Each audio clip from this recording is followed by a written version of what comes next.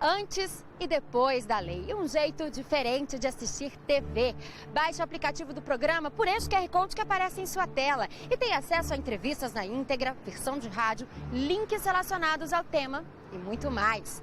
Estes são os dois guerreiros, ou os candangos, uma homenagem aos trabalhadores de todo o país que chegaram na década de 50 para ajudar na construção de Brasília, a capital do país. Nessas estruturas que hoje compõem a Praça dos Três Poderes, incluindo o Congresso Nacional e o Palácio do Planalto, muitos trabalhadores anônimos perderam a vida.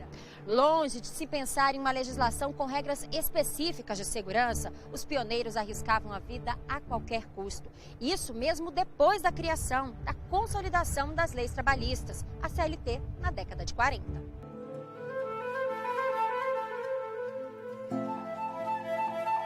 O trabalho é tão antigo quanto o próprio homem. Do local onde as atividades são realizadas, o chamado ambiente de trabalho, é que veio a preocupação com a segurança, conforme registros na Europa de séculos atrás.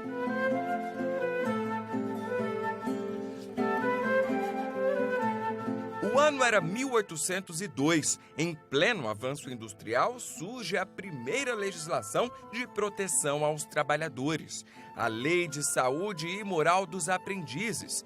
Em 1919, outro momento histórico marcante foi a fundação da Organização Internacional do Trabalho, a OIT. Tratados foram feitos e, a partir deles, o Brasil começou a dar os primeiros passos em direção à proteção do trabalhador. Até porque o Brasil, felizmente, ele aderiu a incorporar o que se determinava através da Organização Internacional do Trabalho. Então, nisso nós temos realmente um grande fator positivo, né? Nós, felizmente, tivemos um bom marco inicial através da CLT, né? Essa consolidação das leis de trabalho foram primordiais, né? Foram fundamentais para que chegássemos onde estamos. A consolidação das leis trabalhistas, a CLT, chegou nos anos 40 como um importante marco da era Vargas. A segurança do trabalho no Brasil foi amparada pela legislação que contemplou os direitos sociais e constitucionais e que ainda ganhou reforço com a criação das Comissões Internas de Prevenção de Acidentes, as CIPAs, nas empresas. A legislação também fez aumentar a atuação do Estado e a necessidade de regulamentar a fiscalização de setores da administração pública. Afinal, se você considerar, fazer um comparativo do que foi desde a fase mais inicial até hoje em dia, há uma grande crescente no sentido de profissionais que aderiram a zelar pela saúde do trabalhador, assim como redução em número de ocorrências. 2 décadas depois da promulgação da CLT, surgia no Planalto Central uma cidade, a nova capital do país. Um gigantesco canteiro de obras foi formado. Milhares de trabalhadores vieram para construir Brasília. Mas garantir um trabalho seguro era algo distante para a época.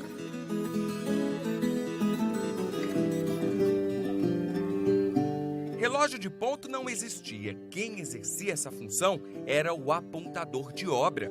Era dele o dever de fiscalizar a presença e o trabalho de todos os operários. Cláudio Honor era o apontador da construção do Congresso Nacional. No meio de tanta gente, olhos que permaneciam atentos. Eram 1.200 operários, principalmente, eram 1.200 mesmo. Eu, com o decorrer do tempo, eu já gravava o número do registro dele, de 1 a 1.200. De longe eu já ia ticando, dizendo que ele estava trabalhando, porque eu já conhecia o número dele. Não há estatísticas oficiais de quantos acidentes aconteceram na construção da capital. Relatos indicam que eram frequentes, mas Cláudio Honor afirma que nas obras do Congresso foram poucos. Aqui na obra do Congresso Nacional, acho que era Deus que estava aqui junto conosco, que os acidentes eram mínimos.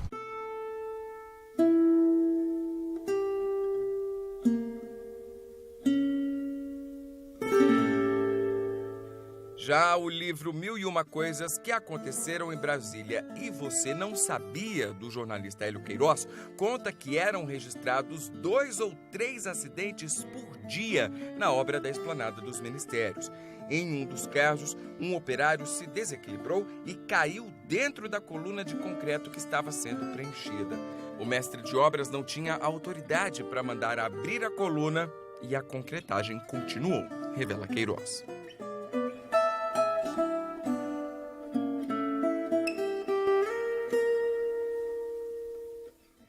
As cenas de uma outra tragédia vão ficar para sempre na história do pioneiro Manuel. Ele presenciou colegas de trabalho morrendo. Quando eles encheram a caçamba, que era a cabo de aço, eles pegaram 4 operários, jogaram junto com o material e subiram. Quando chegou perto para parar, os cabos de aço quebrou, desceu o material com os 4 operários do 9º andar.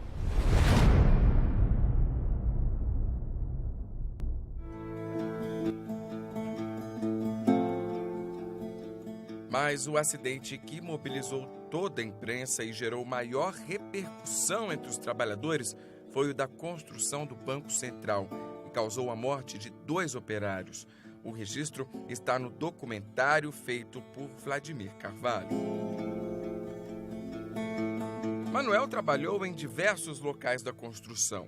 Fez amigos, fez família, mas só conseguia entrar em contato com eles nos momentos de descanso. No trabalho, a ordem era não se misturar. Por quê? Porque se tivesse alguma empecilho, se tivesse algum desastre que acontecesse com qualquer um de nós, o outro não ficava sabendo. Trabalhava normalmente, só ia sentir falta à noite quando chegava no acampamento. Se os acidentes eram forçosamente ignorados até por quem trabalhava na construção de Brasília, imagina para os familiares que quase sempre moravam longe. Eles escondiam as carteiras de trabalho, identidade, a família até hoje não fica sabendo, porque eu tenho caso disso lá no meu estado, conhecido meu que está sumido. Até hoje a família não sabe o paradeiro dele. O pioneiro ainda confirma o descaso. Ele não se lembra de ter usado qualquer equipamento de segurança. Não usava equipamento de prestação. Nem luva. Isso aqui ficava todo ruído. De tanta gente pegar pedra, jogar fora. Botina não tinha, a gente tinha que comprar botina. Não tinha capacete na cabeça para trabalhar. Quem trabalhava em construção agora. E nós só tinha chapéu mesmo. Não tinha proteção, não tinha nada, viu? A gente, cada um que fazia por si e Deus por todos. Este especialista é taxativo. Faltava preparação. Não havia ainda pessoas altamente capacitadas e até mesmo uma visão mais humana no sentido de entender que aquilo estaria ocasionando realmente uma perda significativa quanto aos colaboradores que seriam os executores de qualquer tipo de serviço, seja industrial ou mesmo na questão de construção civil, construção pesada. Ainda sobre a construção de Brasília, ele lembra que faltava estrutura também. Eram poucas estradas que davam acesso à nova capital. As que existiam estavam em péssimas condições. Isso tudo interferia de forma que exigia-se mais tempo, mais agilidade no processo, sendo isso determinante para que os acidentes viessem a ocorrer. Brasília já estava funcionando a todo vapor quando, em 1966, a Lei 5.161 criou a Fundação Centro Nacional de Segurança, Higiene e Medicina do Trabalho, hoje mais conhecida como Fundacentro. A partir de ações da entidade, a segurança do trabalho pôde avançar de forma significativa. Em 1967, a Lei 5.316 integrou o seguro de acidentes de trabalho na Previdência Social. Anos depois, em 1974, foram iniciados, enfim, os cursos para a formação dos profissionais de segurança, higiene e medicina do trabalho. O que nós podemos levar bem em consideração de maior relevância ao que tínhamos anteriormente, ao que temos hoje, foram o desenvolvimento de novos recursos, técnicas e metodologias de trabalho que realmente amparam a segurança do trabalhador. O colaborador sendo capacitado e sabendo usar daqueles recursos disponíveis, a segurança está realmente quase que garantida, dependendo apenas da conduta do trabalhador.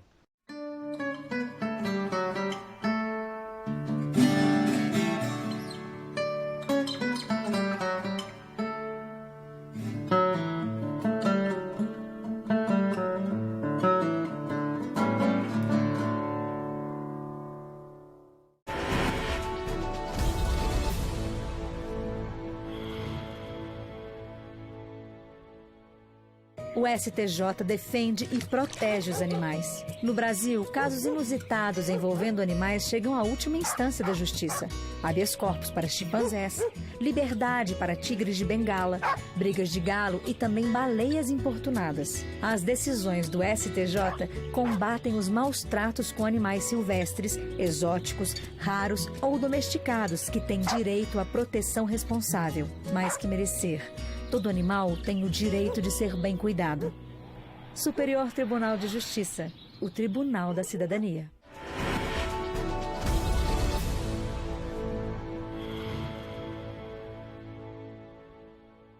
Na segunda metade do século XX, vieram as conquistas por melhores condições. Uma legislação que tratava exclusivamente da segurança e medicina do trabalho. A lei trouxe uma série de direitos aos trabalhadores, vítimas de acidente no exercício da profissão, e avançou com normas de prevenção. Mesmo assim, o número de acidentes teve reflexo imediato em ações trabalhistas na Justiça. Eu fui conversar com uma vítima de acidente de trabalho.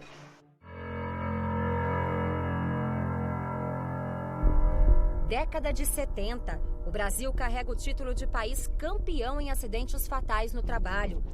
Desde o início de 1900, nós já verificamos uma expansão do industrialismo, a adoção de máquinas no desempenho das atividades laborais, por consequência uma maior produtividade, mas ao mesmo tempo um maior risco aos trabalhadores e por consequência um maior número de acidentes. Diante do cenário preocupante, em 1977 surgiu a primeira lei que trata da segurança e medicina no trabalho.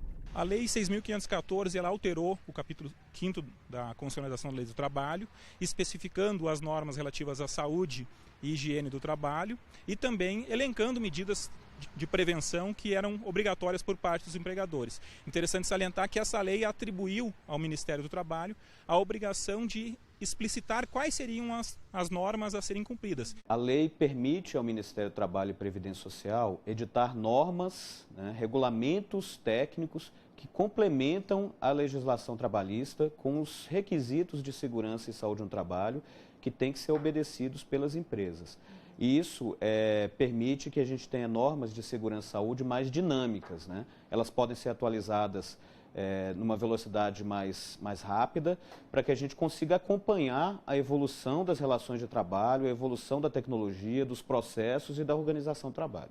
Em 1988, a Constituição Federal assegurou ao trabalhador, como direito social, a redução dos riscos inerentes ao trabalho.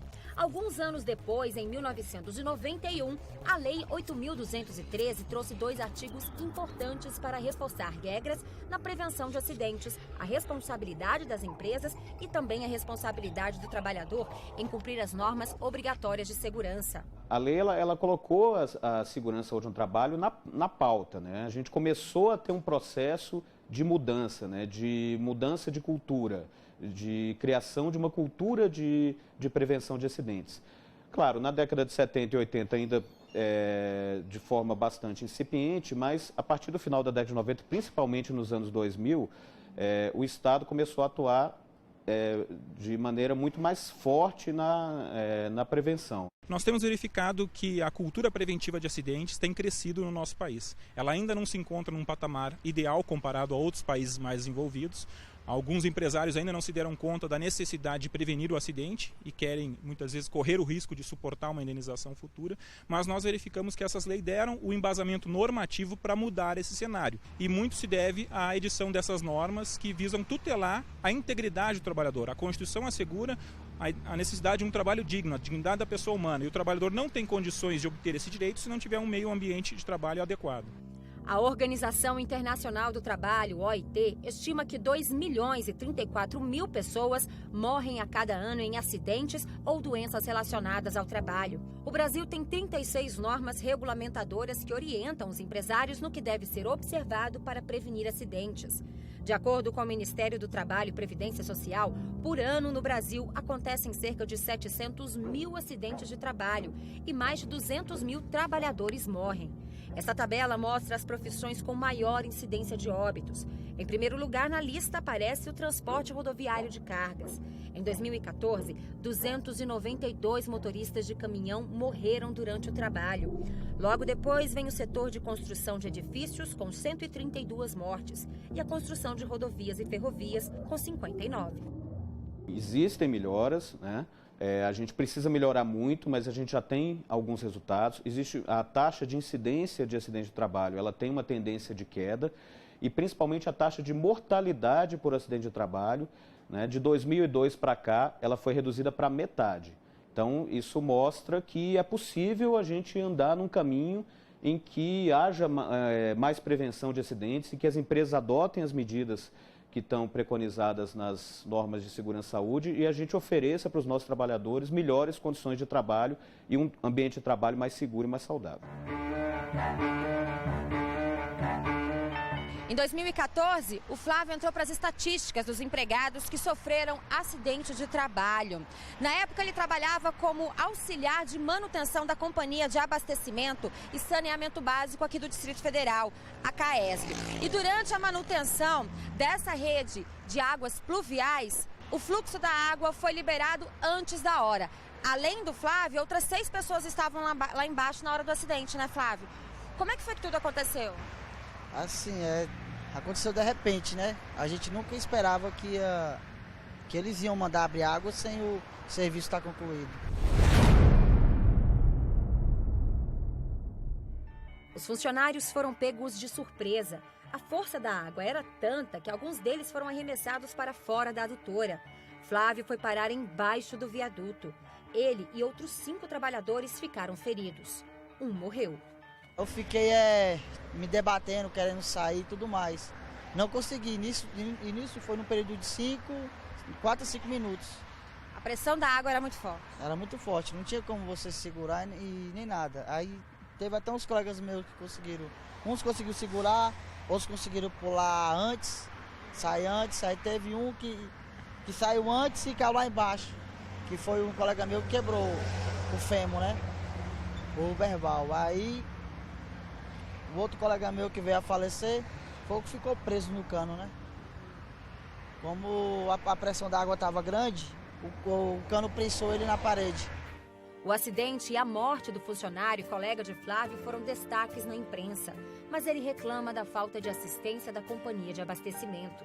Os colegas mesmos da empresa que fizeram uma vaquinha para comprar alimento e tudo mais para levar cestas básicas para a gente. Aí, fora isso mesmo,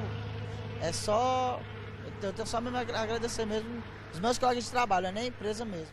Por causa do acidente, Flávio ficou afastado do trabalho por mais de um mês. Ele diz que a liberação da água foi um erro humano. Ela só é aberta depois que a gente conclui o serviço. Aí a gente se afasta, como é uma rede de alto porte, a gente se afasta mais ou menos uns 50 metros dela, para eles religar a água. Aí para não ocorrer nenhum incidente nem nada. Hoje ele está desempregado e aguarda na justiça o resultado de uma ação indenizatória contra a empresa em que trabalhava e a CAESB. Causas envolvendo acidentes no trabalho movimentam as varas de todo o país. Só em 2015 foram quase 4.000 processos, segundo dados do Tribunal Superior do Trabalho. Nós temos verificado um entendimento jurisprudencial, principalmente do Tribunal Superior do Trabalho, que tem afastado a responsabilidade subjetiva, ou seja, não exige mais a culpa do empregador, mas sim a adoção da teoria do risco da atividade.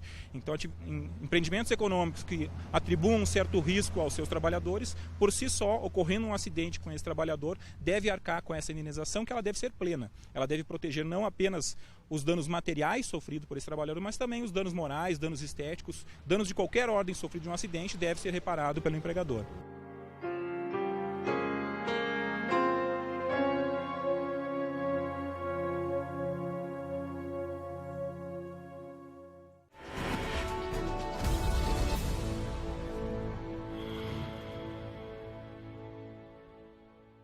O STJ defende e protege os animais. No Brasil, casos inusitados envolvendo animais chegam à última instância da justiça. Habeas corpus para chimpanzés, liberdade para tigres de Bengala, brigas de galo e também baleias importunadas. As decisões do STJ combatem os maus tratos com animais silvestres, exóticos, raros ou domesticados que têm direito à proteção responsável. Mais que merecer. Todo animal tem o direito de ser bem cuidado. Superior Tribunal de Justiça, o Tribunal da Cidadania.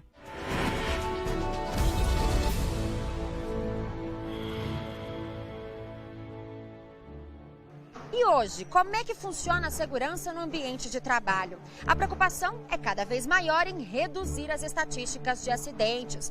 Para isso, técnicos são treinados para melhorar as condições de trabalho, além, é claro, da própria fiscalização. Além disso, a qualidade de vida e o bem-estar dos funcionários vem sendo o foco de muitas empresas. 1º de maio é o Dia do Trabalho. A data é comemorada em diversos países logo após o Dia Mundial de Segurança e Saúde no Trabalho, lembrado no dia 28 de abril. A data, instituída pela Organização Internacional do Trabalho, a OIT, promove em todo o mundo o Abril Verde. E quando o assunto é prevenção, surge a figura de um profissional que vive em função de proteger os trabalhadores. É o técnico de segurança do trabalho. Olhar atento, nada pode passar despercebido. Zelar pela saúde de todos. Esse é o trabalho. O profissional da área de segurança do trabalho ele é um supervisor, na verdade, né? Está vistoriando o uso dos equipamentos para que, da mesma forma que o operário saia de casa, ele retorne. Em um ambiente de trabalho seguro, prevenção é palavra de ordem. Quando fala de prevenção de acidente, a gente aborda duas grandes, vamos dizer assim, linhas de frente, né? Aquelas que a gente chama de coletiva, que são as estruturas feitas na obra, e aquelas que a gente chama de individual, que é o capacete que o funcionário usa, a luva, o protetor auricular. Então, uma vez que a proteção coletiva está junto com a proteção individual, a gente consegue ter um ambiente mais salutar dentro do canteiro de obra. Todo ambiente de trabalho oferece riscos, seja num lugar aparentemente tranquilo ou num canteiro de obras como esse. Com o tempo, o trabalhador acaba se acostumando com esses riscos. E é aí que está o perigo. O fator que contribui demais para isso é o tal da autoconfiança, né? O operário ele se autoelege experiente pelo tempo de vivência que ele tem dentro de uma obra. Ele acaba achando que ele está imune a determinados tipos de acidentes. E não é assim que acontece. Na prática, ela diz outra coisa. E a gente está sempre orientando, semanalmente, através de palestras, da importância que se deve dar para a segurança do trabalho. No último levantamento, feito em 2014, foram contabilizados 704 mil acidentes de trabalho em todo o país, sendo 2.783 mortes e 251.500 afastamentos por mais de 15 dias. Esse número foi 3% inferior aos 725.600 acidentes em 2013. Segundo o governo, os acidentes e doenças resultam em afastamentos e diminuição da capacidade produtiva. Trabalhar pela mudança deste cenário faz parte da rotina do técnico de segurança do trabalho, mais conhecido como TST. A função dele deve ser estimular a adoção de procedimentos de saúde e segurança no trabalho e alertar para a importância de práticas que reduzam os números de acidente. A profissão é regulamentada e todo profissional precisa ter o registro do Ministério do Trabalho. Por isso, um curso técnico é obrigatório. Nessa instituição em Brasília, o aluno se forma em 2 anos. Um técnico de segurança do trabalho pode trabalhar em construção civil, ou em qualquer tipo de obras.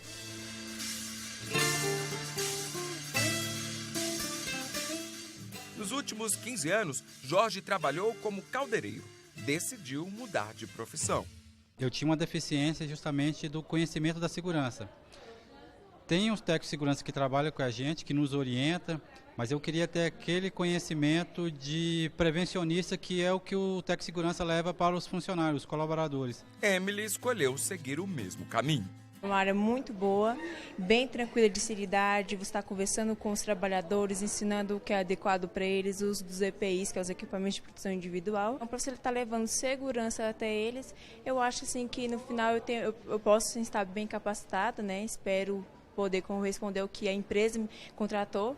Contrariando a crise, o número de vagas de emprego no setor só cresce, afirma o professor. O mercado está favorável, mesmo com toda essa situação que nós estamos enfrentando, os TST não estão ficando desempregados, porque toda empresa precisa cumprir a legislação, então precisa contratar a equipe de segurança, que vai encaminhar esses profissionais ao SRT, que era a Superintendência Regional de Trabalho e Emprego, para eles fazerem a prevenção da obra. Com o mercado aquecido, surgem empresas especializadas em implementar os serviços de saúde e segurança em outras empresas, com equipes já formadas. O foco é a reciclagem profissional, com atenção especial à prevenção, independentemente da atividade que este profissional exerça.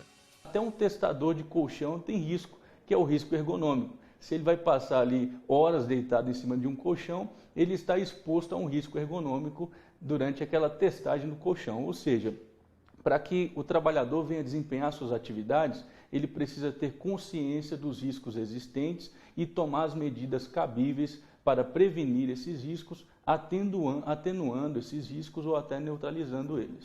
Além de treinar, é preciso fiscalizar. E é aí que entra o Estado. A atuação do Ministério Público do Trabalho reforça as ações já desenvolvidas pelos governos.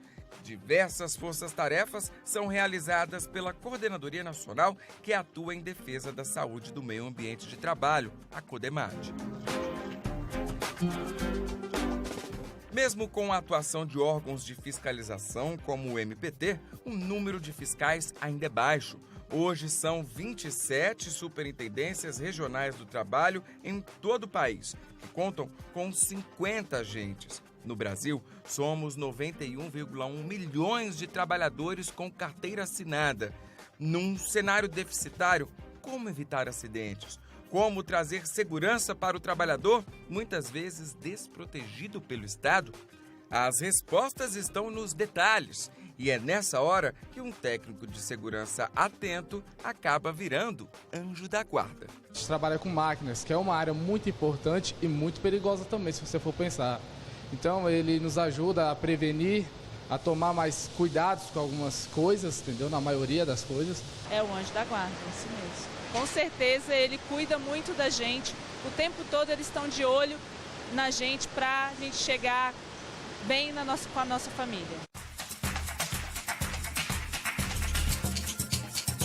A fábrica aqui realmente é muito grande. A gente vê que os funcionários, inclusive, são bem treinados, mas é preciso sempre estar de olho. Quer dizer, o trabalho aqui é realmente de cuidado.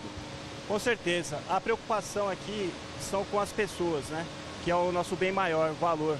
E isso é enraizado no nosso operacional com o apoio total do nosso acionista e da direção geral. E a gente serve como um apoio e suporte a todos os setores que têm diferentes demandas. Então a área de segurança aqui é vital para que a gente possa estar bem com nossos colaboradores.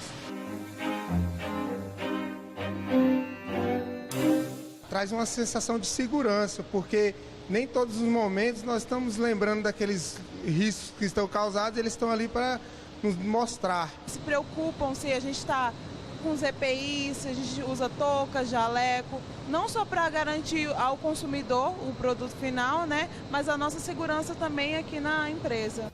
Ter um ambiente de trabalho livre de acidentes é possível. A receita é mais simples do que se imagina. Se todos estiverem envolvidos em prol da segurança do trabalho, tudo dá certo.